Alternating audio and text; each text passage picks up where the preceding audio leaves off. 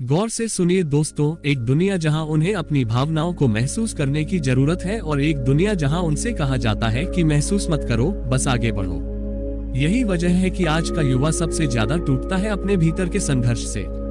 मनोविज्ञान कहता है कि इंसान तब कमजोर नहीं होता जब वह अकेला होता है। इंसान तब कमजोर होता है जब वह खुद से जुड़ा नहीं होता।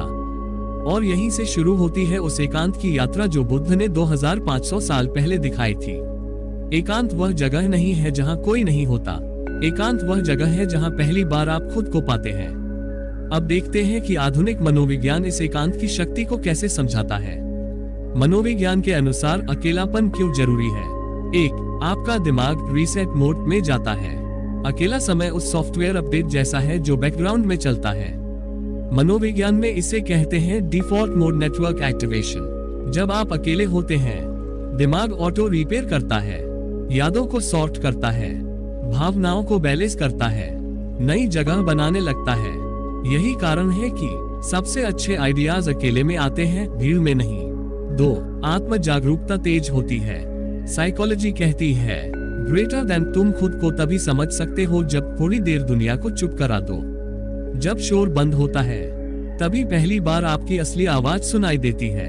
आप समझते हैं आप क्या चाहते हैं, क्या नहीं चाहते, कौन लोग आपके लिए सही हैं, कौन सिर्फ समय बर्बाद करते हैं। ये क्लैरिटी किसी भी सक्सेस की पहली सीढ़ी होती है। 3. आपका मन मजबूत होने लगता है। Mental immunity. जैसे शरीर की इम्यूनिटी अकेले लड़ने से बढ़ती है, वैसे ही मन की इम्यूनिटी भी अकेलापन झेलने से आती है। इसे कहते हैं इमोशनल रेजिलियंस। जो इंसान खुद के साथ रहना सीख लेता है, वह रिश्तों के टूटने से, दुनिया के बदलने से, किसी के छोड़ देने से नहीं टूटता। ऐसे लोग अटूट बन जाते हैं। 4. आपका फोकस 3 गुना बढ़ता है। आज का युवा बिखरा हुआ है क्योंकि दिमाग हर सेकंड किसी नई दिशा में भागता है। लेकिन मनोविज्ञान कहता है greater than focus is the child of solitude. Focus एकांत का बच्चा है। यानी जब आप अकेले होते हैं, दिमाग की बिखरी ऊर्जा एक दिशा में बहती है। ये वही फोकस है जो आइंस्टाइन, न्यूटन, टेस्ला और बुद्ध ने महसूस किया था। 5. भावनात्मक स्वतंत्रता, इमोशनल इंडिपेंडेंस। अकेलापन आपको ये समझाता है कि आपकी खुशी आपके हाथ में है, आपकी शांति आपके विचारों में है, आपका मूड किसी इंसान के व्यवहार पर निर्भर नहीं। और ऐसे लोग कभी भी इमोशनल स्लेवरी में नहीं फंसते। अब कहानी मनोविज्ञान से निकलकर फिर बुद्ध और आनंद की ओर लौटती है। रात और गहरी हो गई, नदी की आवाज और धीमी हो गई, जंगल के पत्ते भी जैसे ठहर गए थे। बुद्ध आनंद की ओर देखकर बोले, आनंद, अकेलापन कोई सजा नहीं, ये साक्षात्कार है। इसमें भागने वाला हमेशा दुखी रहता है और इसमें ठहरने वाला हमेशा विजयी। आनंद ने पूछा, भांते, क्या हर इंसान अकेले रहकर इतना गहरा बदल सकता है? बुद्ध मुस्कुराए। उनकी मुस्कान वही थी जो आंधी में भी दीपक को बुझने नहीं देती। उन्होंने कहा, आनंद, जन्म से हर इंसान के भीतर एक प्रकाश होता है, लेकिन वह प्रकाश तभी प्रकट होता है जब इंसान अपने अंधकार को देखने की हिम्मत करता है, और यह हिम्मत अकेलेपन में ही मिलती है। बुद्ध की अंतिम शिक्षा, अकेलापन वह स्थान है जहां परिवर्तन जन्म लेता है। बुद्ध ने आनंद से कहा, यदि तुम दुनिया बदलना चाहते हो तो पहले अपने मन को समझो, और मन तभी समझ में आता है जब तुम थोड़ी देर उसके साथ अकेले बैठते हो। उन्होंने एक पत्थर फिर उठाया और बोले, आनंद, इस पत्थर की तरह स्थिर हो जाओ। दुनिया चाहे जो कहे, तुम अपने भीतर खड़े रहो। फिर अकेलापन तुम्हें नहीं डराएगा, वह तुम्हें शक्ति देगा। आनंद उस क्षण भीतर से बदल गया था। उसके चेहरे पर किसी योद्धा की स्थिरता थी, किसी संत की शांति थी, किसी बच्चे की सरलता थी। वह बोला, भांते, अब मुझे समझ आ गया है, अकेलापन अंधेरा नहीं, अंधेरे में छिपा हुआ प्रकाश है। बुद्ध धीरे से बोले, और जिस दिन तुम इस प्रकाश को पहचान लोगे, उस दिन दुनिया की कोई शक्ति तुम्हें भटका नहीं पाएगी। अब इस कथा का आधुनिक समय के लिए पूरा सार। आज का इंसान इसलिए खोया हुआ है क्योंकि वह बाहर से जुड़ा है, भीतर से टूटा है। वह दूसरों को जानता है पर खुद को नहीं। वह भीड़ में रहता है पर अपने भीतर अकेला है। सच यह है, दुनिया की भीड़ आपको कुछ नहीं देती, अकेलापन आपको आपका असली स्वरूप देता है। आप यदि इस कला को सीख लेते हैं, आपका दिमाग तेज होगा, आपका मन शांत होगा, आपका फोकस बढ़ेगा, आपकी सोच गहरी होगी, आपका आत्मविश्वास जड़ों की तरह मजबूत होगा, आपकी जिंदगी 10x बेहतर होगी। और यह सब किसी गुरु, किताब या कोर्स से नहीं, बस अकेलेपन की कला से आता है। एक दुनिया जहां उन्हें अपनी भावनाओं को महसूस करने की जरूरत है और खुद को ये स्वीकार करने की जरूरत है कि वे भी इंसान हैं, टूट सकते हैं, बिखर सकते हैं, रो सकते हैं, डर सकते हैं, पर वे ऐसा करते नहीं। क्यों? क्योंकि आदमी के अंदर बैठी एक अदृश्य उम्मीद, एक अदृश्य जिम्मेदारी उसे अंदर ही अंदर खाती रहती है कि तुम कमजोर नहीं दिख सकते, तुम टूट नहीं सकते, तुम्हें संभल कर ही चलना है, तुम्हें चुप रहकर ही जीना है। क्योंकि अगर तुम बोल दोगे, अगर तुम रो दोगे, अगर तुम सच बता दोगे, तो दुनिया तुम्हें पहले सुनने से ज्यादा जज करेगी। और यही वजह है कि दुनिया भर में सबसे ज्यादा टूटे हुए चेहरे उन्हीं के होते हैं जो सबसे ज्यादा चुप रहते हैं। लेकिन सच्चाई क्या है? सच्चाई यह है कि आदमी तब नहीं टूटता जब दुनिया उसे चोट पहुंचाती है। वह तब टूटता है जब वह खुद को अपनी ही भावनाओं से काट देता है, जब वह खुद को महसूस करने की अनुमति ही नहीं देता। आप किसी भी इंसान को इतना ही मत समझिए कि वह पत्थर है, वह भी इंसान है। और इंसान तब तक मजबूत नहीं बनता जब तक वह ये स्वीकार नहीं करता कि वह भी कभी कभी कमजोर होता है। याद रखिए, दुनिया की सबसे मजबूत चीजें वे होती हैं जिनमें लचीलापन होता है, जो झुक सकती हैं, मुड़ सकती हैं, बह सकती हैं, टूटकर फिर जुड़ सकती हैं। जैसे नदी, जैसे पेड़, जैसे इंसान। पर जब मन बर्फ बन जाए, ना टूटे, ना पिघले, ना बह पाए, तब वह खतरनाक हो जाता है। तब वह चुप रहता है, लेकिन भीतर एक ठंडी आग जलती रहती है। और उसी ठंडी आग ने दुनिया में सबसे बड़ा दर्द पैदा किया है। क्योंकि जब आदमी अपनी भावनाओं को महसूस नहीं करता, तभी वह दूसरों की भावनाओं को भी महसूस करना बंद कर देता है। और यही आज की दुनिया का सबसे बड़ा संकट है। कभी सोचा है कि रिश्ते क्यों टूटते हैं? क्यों दोस्तियां दूर हो जाती हैं? क्यों घरों में प्यार से ज्यादा तनाव भर जाता है? क्यों बच्चे अपने ही माता पिता से दूर होते जा रहे हैं? क्यों पति पत्नी एक ही घर में रहते हुए भी दो अलग अलग दुनिया में जीते हैं? कारण सिर्फ एक है, भावनाओं का बंद दरवाजा। एक समय था जब इंसान बातें करता था, खुलकर हंसता था, खुलकर रोता था, खुलकर अपनी डायरियों में दिल उतार देता था। पर आज लोग अपने मोबाइल में मुस्कुरा रहे हैं, अंदर से टूटते हुए भी। आज लोग सोशल मीडिया पर मैं ठीक हूँ लिखते हैं, अंदर मैं टूट चुका हूँ छिपाते हुए। आज लोग इंस्टाग्राम पर मुस्कुराते हुए फोटो डालते हैं, पर असलियत में वे नींद की गोली से सोते हैं और सुबह झूठी मुस्कान पहनकर फिर वही दिन शुरू करते हैं। आप जानते हैं दुनिया का सबसे गहरा झूठ क्या है? वह जो हम दुनिया को नहीं बोलते, वह जो हम खुद को बोलते हैं। मैं ठीक हूँ। नहीं, आप ठीक नहीं हैं। आप थके हुए हैं, आप अकेले हैं, आप दबे हुए हैं। आपके अंदर ऐसी बातें दबी हैं जो आपने कभी किसी को नहीं बताई, क्योंकि आप डरते हैं कि कहीं आपकी सच्चाई आपको कमजोर न दिखा दे। पर सबसे बड़ा सच यही है कि मजबूत वही होता है जो अपनी सच्चाई स्वीकार कर ले।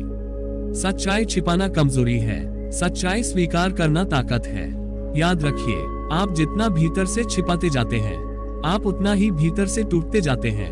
आपके भीतर एक भावनात्मक नदी है, उसे बहने दीजिए। उसे रोकेंगे तो वह बाढ़ बन जाएगी, और अगर बहुत ज्यादा रोकेंगे तो वह सूख भी जाएगी। और बाढ़ भी खतरनाक होती है, सूखी नदी भी बेकार हो जाती है, पर बहती नदी जीवन देती है। भावनाएं बहने दीजिए, सिर्फ अपने लिए नहीं, उन लोगों के लिए जो आपको प्यार करते हैं, आपकी परवाह करते हैं, आपके पास रहने को तैयार हैं, पर आप ही उन्हें पास नहीं आने देते। क्यों? क्योंकि आप सीखे ही नहीं हैं भावनाएं व्यक्त करना। अब सवाल यह उठता है, क्या मन को बिना रोके जीना आसान है? नहीं, बहुत कठिन है। लेकिन कठिन चीजें ही हमें सबसे ज्यादा मजबूत बनाती हैं। आपको डर किस बात का है? अगर आप रो देंगे तो क्या हो जाएगा? अगर आप अपने अंदर का दर्द किसी को बता देंगे तो क्या हो जाएगा? अगर आप टूटने की बात मान लेंगे तो क्या वह आपकी ताकत कम कर देगा? नहीं, बल्कि आप और साफ हो जाएंगे, और हल्के हो जाएंगे, और असली ताकत आपके भीतर लौट आएगी। रिश्ते तभी टूटते हैं जब मन बंद हो जाता है। रिश्ते तभी मजबूत होते हैं जब मन खुल जाता है। मन एक कमरे जैसा है, जितना खुला रखोगे उतनी रोशनी आती रहेगी, जितना बंद करोगे उतनी अंधेरी और दमघोंटू हवा भरती जाएगी। एक बात याद रखिए, लोग बदलते नहीं, लोग बदलते हुए दिखाई देते हैं। असल में वे सिर्फ अपने असली भाव छिपाना सीख जाते हैं, और यह सीखना मन को धीरे धीरे अंदर से खा जाता है। मन को बंद मत कीजिए, मन को बांध मत लीजिए, मन को भावनाओं का अपमान मत करने दीजिए। आप रोएं, आप हंसें, आप चिल्लाएं, आप कहें, हाँ मैं थक गया हूँ, आप कहें हाँ मुझे डर लगता है, आप कहें हाँ मुझे भी दर्द होता है। यही आपको इंसान बनाता है और यही आपको मजबूर बनाता है। अब सवाल आता है, इस सब को सही कैसे किया जाए? मन को कैसे खोला जाए? भावनाओं को कैसे व्यक्त किया जाए? तो सवाल आता है, आखिर मन को कैसे खोला जाए? कैसे कोई इंसान जो सालों से चुप है, जो भीतर ही भीतर सड़ रहा है, जो अपनी भावनाओं को ताले में बंद करके जी रहा है, वह खुद को कैसे आजाद करे? ध्यान से सुनिए, मन को खोलना किसी दरवाजे की चाबी घुमाने जैसा नहीं है। यह एक प्रक्रिया है, एक यात्रा है, एक धीमा धीमा पिघलना है। और इस यात्रा की शुरुआत सिर्फ एक चीज से होती है, सच कबूल करने की हिम्मत से। एक पहला कदम, खुद से सच बोलना शुरू कीजिए।